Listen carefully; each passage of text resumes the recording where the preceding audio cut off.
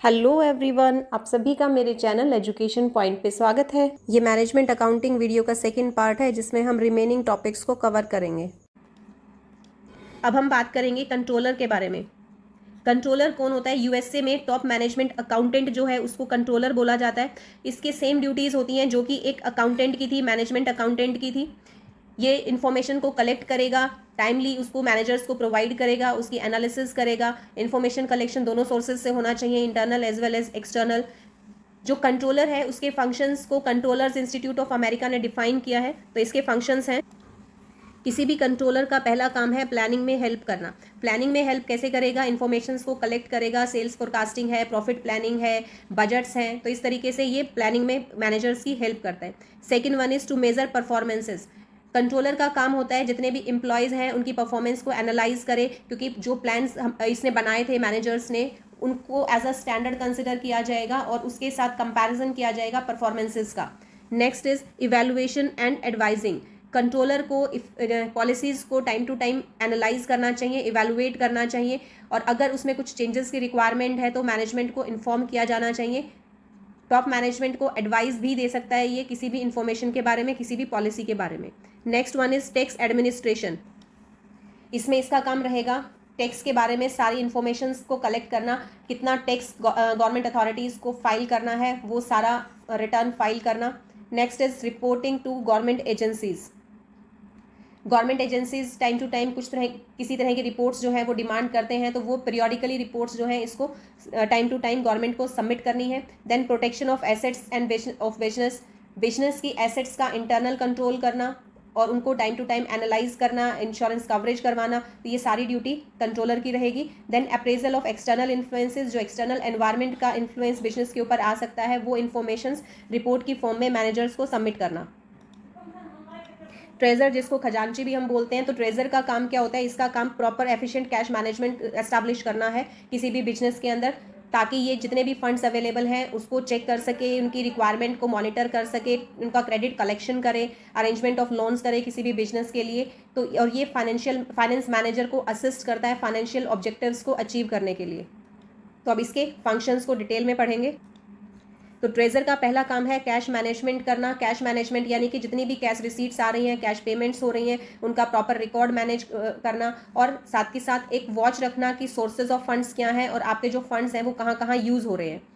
Then credit और receivable management. Credit और receivable management में जो भी आप गुड्स को सेल कर रहे हो क्रेडिट बेसिस के ऊपर, उनसे मनी कलेक्ट करना टाइमली, और जो भी आपके क्रेडिट्स हैं वो गारंटीड रहें कि आपको इनकी पेमेंट्स मिल जाएगी, और साथ के साथ क्रेडिट पॉलिसी के बारे में डिसीजन मेकिंग करना भी इसका काम है। जो ट्रेजर है वो कंपनी के फंड्स के लिए या बिजनेस के फंड्स के लिए एक कस्टोडियन का काम करता है, तो इसका काम है कि ये बिजनेस के अवेलेबल फंड्स को सेफ गार्ड करे।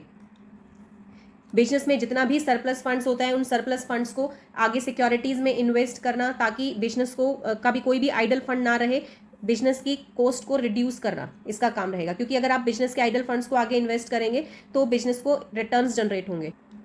इसके साथ साथ ट्रेजर का काम बैंकिंग रिलेशंस एस्टैब्लिश करना भी है। बैंकिंग रिलेशंस एस्टैब्लिश करना मतलब बैंक में अकाउंट ओपन करना, उसको टाइमली मॉनिटर करना, टाइमली उसमें डिपॉजिट्स और विड्रॉल करना, ताकि बैंक में हमेशा फंड्स अवेलेबल रहें बिजनेस के लिए। और अगर बिजनेस को लोन की रिक्वायरमेंट है तो बैंक से कॉन्टैक्ट करके लोन को अप्रूव करवाना।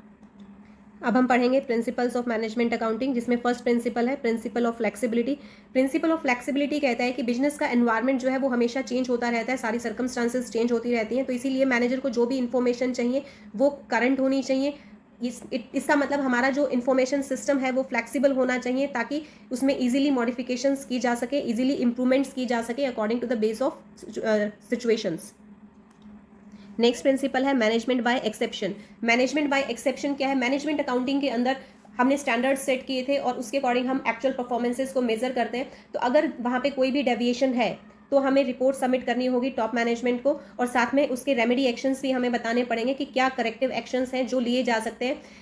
इससे टॉप मैनेजमेंट का जो बर्डन है वो रिड्यूस हो जाता है, क्योंकि उन्हें सिर्फ एक वो रिपोर्ट स्टडी करनी होती है और उसके अकॉर्डिंग डिसीजन मेकिंग करना होता है। और अगर आपके वर्क में कोई भी डेविएशन नहीं आ रहा, आपका एक्चुअल परफॉर्मेंस स्टैंडर्ड्स के साथ मैच कर रहा है, तो कोई भी रिपोर्ट यहाँ पे सबमिट करने की रिक्वायरमेंट नहीं है। नेक्स्ट प्रिंसिपल है principle of control at source. इसका मतलब है कि किसी भी कॉस्ट को अगर हमें कंट्रोल करना है तो वो उसके सोर्स पॉइंट पे ही किया जा सकता है अच्छे तरीके से। तो एक्शन अगर हमें लेना है किसी की कॉस्ट को कम करने के लिए, तो जहाँ से वो वर्क स्टार्ट हुआ है वहीं पे हमें कॉस्टिंग सिस्टम को इंस्टॉल करना पड़ेगा ताकि हम अच्छे से उसको कंट्रोल कर सकें। नेक्स्ट प्रिंसिपल है accounting for inflation. Accounting for inflation में जो भी करंट प्राइस है उसके अकॉर्डिंग सारी हिस्टोरिकल कॉस्ट्स को स्टडी किया जाता है। तो इसका मतलब बैलेंस शीट में जो भी डेटा आपके पास है या प्रॉफिट एंड लॉस अकाउंट में जो भी डेटा आपके पास है उसको रिवाइज किया जाएगा करंट प्राइस इंडेक्स के अकॉर्डिंग, और रियल जो इन्फॉर्मेशन है, करंट जो इन्फॉर्मेशन है वो वहाँ से ली जाएगी ताकि डिसीजन मेकिंग जो है वो अच्छे से किया जा सके। नेक्स्ट प्रिंसिपल है forward looking approach. Forward looking approach management accounting में अडॉप्ट की जाती है। मैनेजमेंट अकाउंटिंग प्रॉब्लम्स को आइडेंटिफाई करता है और कोशिश करता है कि फ्यूचर में इस तरह के प्रॉब्लम्स ना अराइज हो। टारगेट्स को डिफाइन किया जाता है और करेक्ट ऐसे एक्शंस लिए जाते हैं ताकि उन टारगेट्स को हम अचीव कर सकें। इसके लिए बजटरी कंट्रोल और स्टैंडर्ड कॉस्टिंग को यूज़ किया जाता है। Next is principle of normal cost. Principle of normal cost में ये कहता है कि कॉस्ट को दो पार्ट्स में आप क्लासीफाई कर सकते हो, normal cost and abnormal cost. Normal cost के अंदर production cost, sales cost, distribution cost को इंक्लूड किया जाता है, जबकि एबनॉर्मल कॉस्ट में मटेरियल का डिस्ट्रक्शन हो गया फायर की वजह से या किसी भी अलग रीज़न की वजह से जो कि एबनॉर्मल है। तो जब भी आप किसी भी प्रोडक्ट के प्राइस को सेट करेंगे तो उसमें सिर्फ नॉर्मल कॉस्ट को ही इंक्लूड किया जाता है, एबनॉर्मल कॉस्ट को इग्नोर किया जाता है। Next is use of return on capital employed. Return on capital employed को आप रिटर्न ऑन इन्वेस्टमेंट भी बोलते हैं। मैनेजमेंट अकाउंटिंग में ROI एक ऐसा क्राइटेरिया है जिससे हम चेक करते हैं कि हमारा जो बिजनेस है वो एफिशिएंटली काम कर रहा है या नहीं कर रहा है। तो किसी भी बिजनेस में ROI कैलकुलेट करने के लिए सबसे पहले कैपिटल एम्प्लॉयड को करंट रिप्लेसमेंट वैल्यूज़ के अकॉर्डिंग चेक किया जाता है कि उनकी करंट वैल्यू क्या है और फिर ROI को कैलकुलेट किया जाता है। नेक्स्ट प्रिंसिपल है utilisation of resources. Management accounting में ये चेक किया जाता है कि जितने भी रिसोर्सेज हैं एंटरप्राइज के अंदर वो अच्छे तरीके से यूज़ किए जा रहे हैं या नहीं किए जा रहे हैं। Next is personal contacts. इसमें कहता है कि जो भी मैनेजमेंट अकाउंटेंट है उसके डिपार्टमेंटल हेड से, फॉरमैन से या फिर जितने भी मैनेजर्स काम कर रहे हैं उनके साथ एक पर्सनल कॉन्टैक्ट होना चाहिए, सिर्फ रिपोर्ट्स को देना ही सफिशिएंट नहीं है। अब हम पढ़ेंगे difference between financial accounting and management accounting. The first basis of difference is objective. Financial accounting का ऑब्जेक्टिव है किसी भी बिजनेस में प्रॉफिट एंड लॉस अकाउंट को मेंटेन करना, बैलेंस शीट को बनाना ताकि मैनेजर्स को, शेयर होल्डर्स को, क्रेडिटर्स को यूजफुल इन्फॉर्मेशन मिल सके। जबकि मैनेजमेंट अकाउंटिंग का काम है इंटरनल मैनेजमेंट को यूजफुल इन्फॉर्मेशन प्रोवाइड करना ताकि वो डिसीजन मेकिंग कर सके। Next is nature of data used. Financial accounting में हिस्टोरिकल रिकॉर्ड्स को यूज़ किया जाता है, एक हिस्टोरिकल रिकॉर्ड बनाया जाता है, जबकि मैनेजमेंट अकाउंटिंग जो है वो फ्यूचर से रिलेटेड होता है जो कि हिस्टोरिकल डेटा को भी यूज़ करता है और साथ ही साथ करंट जो इन्फॉर्मेशन है उसको भी यूज़ करता है। Next is subject matter. Financial accounting profitability को मेजर करता है, जबकि मैनेजमेंट अकाउंटिंग प्रॉफिटेबिलिटी को प्रोडक्ट के बेसिस पे, एक्टिविटीज़ के बेसिस पे और डिपार्टमेंट्स के बेसिस पे मेजर करता है, जबकि फाइनेंशियल अकाउंटिंग क्या था वो पूरा ओवरऑल बिजनेस के लिए मेजर करता है प्रॉफिट्स को। Next is legal compulsion. Financial accounting करना किसी भी बिजनेस के लिए कंपलसरी है, जबकि मैनेजमेंट अकाउंटिंग है ऑप्शनल। अगर आप अपने बिजनेस में करना चाहते हैं तो इंस्टॉल कर सकते हैं, अदरवाइज नहीं। नेक्स्ट है अकाउंटिंग प्रिंसिपल्स। फाइनेंशियल अकाउंट्स को बनाने के लिए अकाउंटिंग प्रिंसिपल्स को हमें फॉलो करना पड़ता है और साथ ही साथ डबल एंट्री सिस्टम को भी हमें फॉलो करना पड़ता है। लेकिन मैनेजमेंट अकाउंटिंग में ऐसा कोई रिजिड प्रिंसिपल नहीं है, इसमें सुटेबल फॉर्म में आप अपनी रिपोर्ट्स को सबमिट कर सकते हैं जो रिपोर्ट्स डिसीजन मेकिंग के लिए यूजफुल होनी चाहिए। Then periodicity. फाइनेंशियल स्टेटमेंट्स एक साल के लिए बनाए जाते हैं, जबकि मैनेजमेंट अकाउंटिंग करने के लिए कोई स्पेसिफिक टाइम पीरियड नहीं है। ये इन्फॉर्मेशन रेगुलरली मैनेजमेंट को प्रोवाइड की जाती है ताकि वो time to time decision making कर सके। Then accuracy. Financial accounting accurate figures को रिकॉर्ड करता है, लेकिन मैनेजमेंट अकाउंटिंग में इन्फॉर्मेशंस बहुत क्विकली ज़रूरत होती है हमें, तो यूजफुल इन्फॉर्मेशंस को कंपेयर किया जाता है और अप्रॉक्सीमेट फिगर्स लिए जाते हैं ताकि कंपैरिजन ईजी हो सके। नेक्स्ट है मॉनेटरी ट्रांजेक्शन्स। फाइनेंशियल अकाउंटिंग के अंदर सिर्फ मॉनेटरी ट्रांजेक्शन्स को ही किया जाता है, यानी कि वो ट्रांजेक्शन्स जिनको मनी में रिकॉर्ड किया जा सकता है, जबकि मैनेजमेंट अकाउंटिंग में मॉनेटरी ट्रांजेक्शन्स और नॉन मॉनेटरी ट्रांजेक्शन्स दोनों को ही इंपॉर्टेंस दी जाती है। Next is publication. Financial accounting की जो रिपोर्ट्स हैं जैसे कि प्रॉफिट एंड लॉस अकाउंट या बैलेंस शीट, उनको जनरल पब्लिक के लिए पब्लिश किया जाता है, जबकि मैनेजमेंट अकाउंटिंग क्या ये इंटरनल यूज़ के लिए बनाई जाती है ताकि मैनेजर्स टाइमली इन्फॉर्मेशन डिसीजंस ले सकें। Next is audit. Financial account को ऑडिट करवाना कंपलसरी है क्योंकि आपको इसे चार्टेड अकाउंटेंट से चेक करवाना पड़ेगा, लेकिन मैनेजमेंट अकाउंटिंग का जो ऑडिटिंग है वो पॉसिबल नहीं है क्योंकि ये एक्चुअल फिगर्स पे बेस नहीं होता है, इसमें हम अप्रॉक्सीमेट फिगर्स को भी यूज़ करते हैं। अब हम पढ़ेंगे difference between cost accounting and management accounting. पहला डिफरेंस है ऑब्जेक्टिव। कॉस्ट अकाउंटिंग का मेन ऑब्जेक्टिव होता है कॉस्ट रिलेटेड डेटा मैनेजमेंट को प्रोवाइड करना, जबकि मैनेजमेंट अकाउंटिंग में हर तरह की इन्फॉर्मेशन, चाहे वो कॉस्ट से रिलेटेड है, चाहे वो प्रॉफिट से रिलेटेड है, चाहे वो प्रोडक्शन से रिलेटेड है, मैनेजमेंट को प्रोवाइड की जाती है, चाहे वो चेंज इन एनवायरमेंट से रिलेटेड है। Next one is scope. Scope of management accounting को अगर हम कंपेयर करें कॉस्ट अकाउंटिंग से, तो मैनेजमेंट अकाउंटिंग का स्कोप ज़्यादा होता है, कॉस्ट अकाउंटिंग का स्कोप कम होता है। Next is nature of data use. Cost accounting में हम दोनों तरह के डेटा को यूज़ करते हैं। पास्ट डेटा को रिकॉर्ड किया जाता है और एस्टिमेशंस की जाती हैं फ्यूचर के लिए, लेकिन मैनेजमेंट अकाउंटिंग बेसिकली फ्यूचर से ही रिलेटेड होता है, क्योंकि जितनी भी इन्फॉर्मेशंस को आप यूज़ करते हो वो फ्यूचर में डिसीजन मेकिंग करने के लिए होती है। नेक्स्ट है use of principles. Cost accounting में हमें अकाउंटिंग प्रिंसिपल्स को फॉलो करना पड़ता है कॉस्ट को रिकॉर्ड करने के लिए, क्लासीफाई करने के लिए, कैलकुलेट करने के लिए, लेकिन मैनेजमेंट अकाउंटिंग में ऐसे कोई सेट ऑफ प्रिंसिपल्स नहीं है। इसमें सिर्फ हमें रिपोर्ट या इन्फॉर्मेशन प्रोवाइड करनी होती है डिसीजन मेकिंग के लिए। Next is use of qualitative data. Cost accounting में सिर्फ क्वांटिटेटिव डेटा को ही यूज़ किया जाता है, जबकि मैनेजमेंट अकाउंटिंग में दोनों तरह के डेटा को यूज़ किया जाता है, क्वांटिटेटिव डेटा को भी और क्वालिटेटिव डेटा को भी। ऑडिटिंग भी अगर हम बात करें तो कॉस्ट ऑडिट करवाई जाती है, कंपलसरी होती है कंपनीज में, लेकिन मैनेजमेंट अकाउंटिंग का ऑडिटिंग नहीं हो सकता। Now what are the advantages of management accounting. Advantages of management accounting में फर्स्ट एडवांटेज है helpful in decision making. Management accounting managers को यूजफुल इन्फॉर्मेशन टाइम पे प्रोवाइड करता है ताकि डिसीजन मेकिंग टाइमली ली जा सके, कोई भी डिले नहीं होना चाहिए। Then helpful in planning. Management accounting useful information provide करता है ताकि फ्यूचर के लिए इजीली फोरकास्टिंग की जा सके और उसके बेसिस पे प्लान्स को रेडी किया जा सके। Then helps in organising. Management accounting में ड्यूटीज़ को अलोकेट किया जाता है, रिस्पॉन्सिबिलिटीज़ को फिक्स किया जाता है, अथॉरिटीज़ को फिक्स किया जाता है। तो मैनेजमेंट अकाउंटिंग परफॉर्मेंसेज को एनालाइज करके फ्यूचर के लिए ड्यूटीज़ को असाइन करने का काम करता है। Then helpful in coordination. Management accounting budgetary techniques के थ्रू या फिर प्लान्स के थ्रू कोशिश करता है कि डिफरेंट डिपार्टमेंट्स के बीच में एक कोऑर्डिनेशन एस्टैब्लिश हो सके। Then helps in control. Management accounting controlling में भी हेल्प करता है, जैसे स्टैंडर्ड कॉस्टिंग के थ्रू कॉस्ट को कंट्रोल करता है, बजट्स के थ्रू सभी चीज़ों को कंट्रोल करेगा, जैसे कैश को कंट्रोल कर रहा है। और अगर कोई डेविएशंस फाइंड आउट होते हैं तो मैनेजमेंट अकाउंटिंग टाइम पे उसके लिए करेक्टिव एक्शंस भी सजेस्ट करता है। Next is increase efficiency. Management accounting से एफिशिएंसी इंक्रीज हो जाती है, क्योंकि आप टाइम टू टाइम मेजर कर रहे हैं, टाइम टू टाइम डेविएशंस को फाइंड आउट कर रहे हैं, जिससे एफिशिएंसी को इंक्रीज करने में हेल्प मिलती है, क्योंकि हम टाइम पे ही अपने वीक पॉइंट्स पे काम करना शुरू कर देते हैं। Then maximising profitability. Management accounting profits को मेजर करता है अलग अलग डिपार्टमेंट्स के अकॉर्डिंग, प्रोडक्ट्स के अकॉर्डिंग, तो इससे रिजल्ट्स को इजीली चेक किया जा सकता है कि कौन सा प्रोडक्ट बेटर सेल हो रही है किस प्रोडक्ट की, और कौन सा डिपार्टमेंट अच्छा परफॉर्म कर रहा है। Then safeguard against changing circumstances.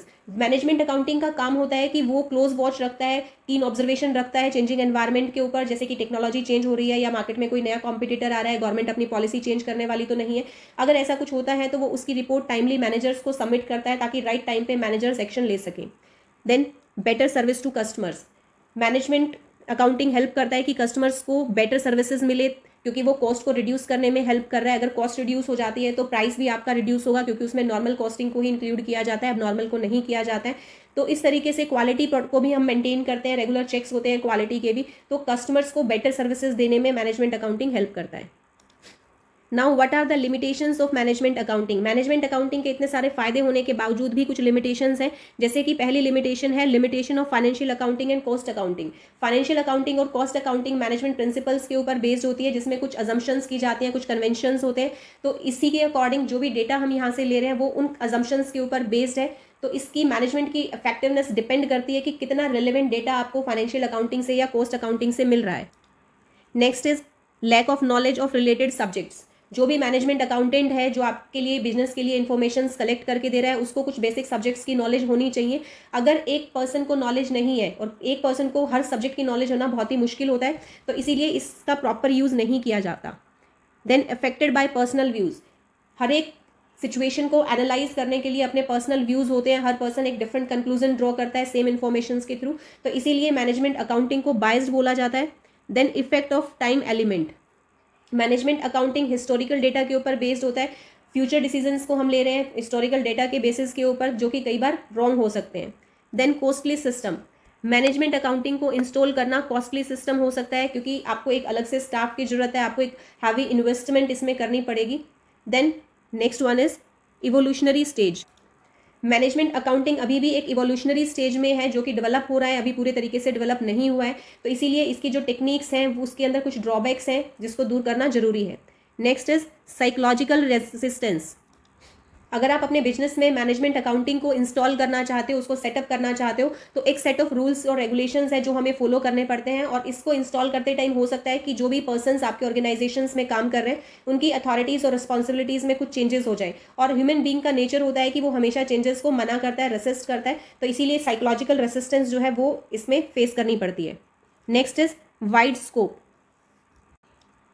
Management accounting का जो स्कोप है वो बहुत ही वाइड होता है, इसकी बाउंड्रीज को चेक करना बहुत ही मुश्किल है, तो इसीलिए एक इफेक्टिव मैनेजमेंट अकाउंटिंग डिपार्टमेंट बनाने के लिए आपको उसमें एक ऐसी टीम चाहिए जिसको हर चीज़ के बारे में इंफॉर्मेशन हो, गुड नॉलेज हो, फाइनेंशियल अकाउंटिंग की, कॉस्ट अकाउंटिंग की, टैक्स अकाउंटिंग की, इकोनॉमिक्स की, स्टैटिस्टिक्स की, तो इसीलिए इतने सारे डिसिप्लिन की नॉलेज के लिए हमें बहुत सारे पर्सनस की रिक्वायरमेंट होती है। मैनेजमेंट अकाउंटिंग डिसीजन मेकिंग में हमारी हेल्प करती है। मैनेजमेंट अकाउंटेंट का काम होता है रेलेवेंट इन्फॉर्मेशंस जो है वो सुटेबल फॉर्म में मैनेजर्स को प्रोवाइड करना, बट एक ह्यूमन टेंडेंसी होती है कि हम लोग अपने अकॉर्डिंग ही डिसीजन लेना पसंद करते हैं, किसी रिपोर्ट के बेसिस के ऊपर डिसीजन नहीं लेते हैं, तो जो भी मेहनत है मैनेजमेंट अकाउंटेंट की वो सारी वेस्ट हो जाती है इस वजह से। Now tools and techniques used in management accounting. Management accounting में इतने सारे टूल्स हैं जो हम यूज़ करते हैं, जैसे first is financial planning. Financial planning में हम शॉर्ट टर्म और लॉन्ग टर्म ऑब्जेक्टिव्स सेट करते हैं किसी भी बिजनेस के लिए, फाइनेंशियल पॉलिसीज़ को ले डाउन करते हैं, प्रोसीजर्स बनाते हैं, ऑब्जेक्टिव्स डिसाइड करते हैं। फाइनेंशियल पॉलिसीज़ जो है वो प्रोक्योरमेंट ऑफ फंड्स में, एलोकेशन में और इफेक्टिव यूटिलाइजेशन ऑफ फंड्स में हमारी हेल्प करती है। पॉलिसीज़ आप कैपिटल्स के अकॉर्डिंग कैपिटल के लिए बना सकते हो कि कैपिटल कहाँ से लेना है, वर्किंग कैपिटल कहाँ से लेनी है, डिविडेंड का डिस्ट्रीब्यूशन कितना करना है, तो इस तरीके से फाइनेंशियल मैनेजमेंट एक इफेक्टिव, फाइनेंशियल प्लानिंग एक इफेक्टिव टूल है फाइनेंशियल मैनेजमेंट अकाउंटिंग में। Next is analysis of financial statements. Financial statements में प्रॉफिट एंड लॉस अकाउंट और बैलेंस शीट है, तो इसके एनालिसिस के लिए काफ़ी सारी टेक्निक्स हैं जो हम यूज़ करते हैं, जैसे कि कंपैरेटिव स्टेटमेंट है, ट्रेंड एनालिसिस है, कैश फ्लो स्टेटमेंट है, फंड फ्लो स्टेटमेंट है।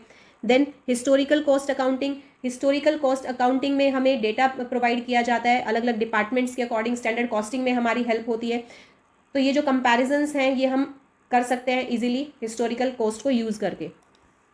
Next is budgetary control. Management accounting budgets को एक इंपॉर्टेंट डिवाइस की तरह यूज़ कर रहा है। बजट को प्रिपेयर किया जाता है हिस्टोरिकल डेटा और फ्यूचर पॉसिबिलिटीज़ के बेसिस के ऊपर, और फिर एक्चुअल परफॉर्मेंस को कंपेयर किया जाता है इन बजट्स के साथ, ताकि डेविएशंस को फाइंड आउट किया जा सके और टाइमली करेक्टिव एक्शंस लिए जा सकें। Next one is standard costing. Standard costing में एडवांस में हम एक कॉस्ट को डिटरमाइन करते हैं, कि स्टैंडर्ड कॉस्ट को डिटरमाइन करते हैं कि इस प्रोडक्ट को बनाने के लिए इतना स्टैंडर्ड कॉस्ट आना चाहिए। अगर आपकी जो कॉस्ट है वो इससे ज़्यादा जा रही है एक्चुअल कॉस्ट, तो फिर वेरिएंसेस को आपको फाइंड आउट करना है और उसके रीजंस फाइंड आउट करने हैं कि किस रीज़न की वजह से कॉस्टिंग जो है वो एक्चुअल कॉस्ट ज़्यादा आई है स्टैंडर्ड कॉस्ट से, ताकि करेक्टिव एक्शंस लिए जा सके। Managerial costing. मैनेजरियल कॉस्टिंग में कॉस्ट को बेसिकली 2 पार्ट्स में डिवाइड किया जाता है। मार्जिनल कॉस्टिंग में कॉस्ट को 2 पार्ट्स में डिवाइड किया जाता है। मार्जिनल कॉस्ट जिसको हम वेरिएबल कॉस्ट बोलते हैं, और fix cost. Fix cost usually same रहती है, आप कितना भी एडिशनल प्रोडक्शन कर लीजिए, लेकिन मार्जिनल कॉस्ट जो है वो पर यूनिट प्रोडक्शन पे आपकी चेंज होती है, तो इसीलिए मार्जिनल कॉस्टिंग में यहाँ पे असरटेन किया जाता है कि कितने चेंजेस आपके आ रहे हैं प्रोडक्शन में, कॉस्ट में कितना चेंज आ रहा है एक एक्स्ट्रा यूनिट को प्रोड्यूस करने में, और प्रॉफिट में कितने चेंजेस आ रहे हैं। Next is decision making. Decision making किस तरीके से किया जाता है? डिसीजन मेकिंग में काफ़ी सारे डिसीजंस यानी कि अल्टरनेटिव्स को फाइंड आउट किया जाता है कि कौन कौन से बेस्ट अल्टरनेटिव्स हो सकते हैं जिसको हम यूज़ कर सकते हैं। फिर उन अल्टरनेटिव्स में से एक बेस्ट को चूज़ किया जाता है और वो डिसीजन लिया जाता है। तो ये जो डिसीजन हम चूज़ करते हैं इसमें बहुत सारी टेक्निक्स को हम यूज़ करते हैं, मार्जिनल कॉस्टिंग को यूज़ करते हैं, कैपिटल बजटिंग टेक्निक्स को, रेशियो एनालिसिस को। Next one is revaluation accounting.